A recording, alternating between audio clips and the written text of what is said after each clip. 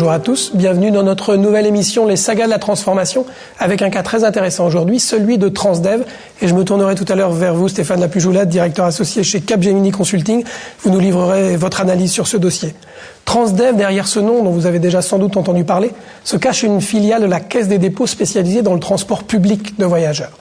Transdev, aujourd'hui, c'est une société qui pèse 3 milliards d'euros de chiffre d'affaires et qui compte 40 000 salariés. Mais ça n'a évidemment pas toujours été le cas. Au départ, c'était une petite structure qui a donc dû gérer le pari de la transformation et gérer le cap de la croissance. C'est passé par du développement dans le monde des autocars, avec une acquisition majeure en 88 qui en a fait un acteur clé du secteur. Ensuite, une acquisition également dans le domaine du tramway. Et aujourd'hui, avec les questions de respect de l'environnement, Transdev est à la pointe de ce mode de transport.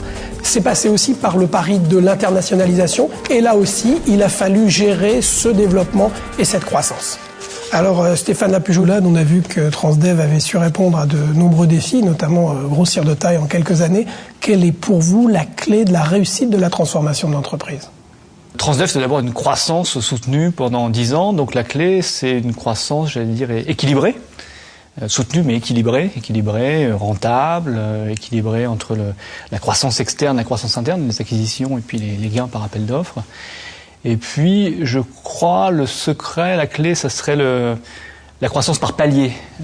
Quand ils ont fait des incursions hors de France, ils sont pas contentés d'un contrat en Angleterre, un contrat aux Pays-Bas, au Portugal. Ils ont cherché à installer, à s'ancrer durablement avec un portefeuille d'activités. Donc de faire des paliers par pays. Ça, je crois que c'est remarquable. Il y a aussi, on a l'impression, une clé en termes de management. Ce qui me frappe chez Transdev, c'est que ils ont changé de taille, mais ils n'ont pas perdu leur âme. Voilà. Alors, comment ils ont fait ça ? Souvent, les groupes, quand ils changent complètement de taille, d'empreinte géographique, leur valeur se dilue un peu, ou en tout cas le top management s'éloigne mécaniquement du terrain des opérations. Ils ont bien réussi à compenser ça. Je pense qu'ils ont gardé le contact avec les opérations locales parce qu'ils ont continué à travailler, à élaborer tous les 3 ans un projet collectif avec les managers de terrain. Et ça a été la clé de la réussite. Oui, alors ça paraît facile à dire, mais ils avaient une caractéristique dans le temps, c'était ils avaient un comité d'opération stratégique avec une trentaine de personnes il y a 10 ans.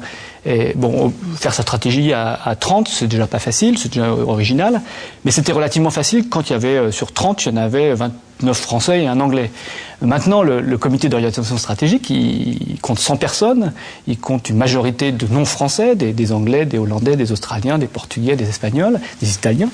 Et du coup, ils ont continué à avoir cette volonté de dire on manage à 100 et on fait notre stratégie à 100. Alors on le voit, la clé de la réussite de la transformation d'une entreprise, ça passe notamment, voire avant tout, par un management bien maîtrisé. Stéphane Lapujoulade, merci beaucoup. Merci, au revoir.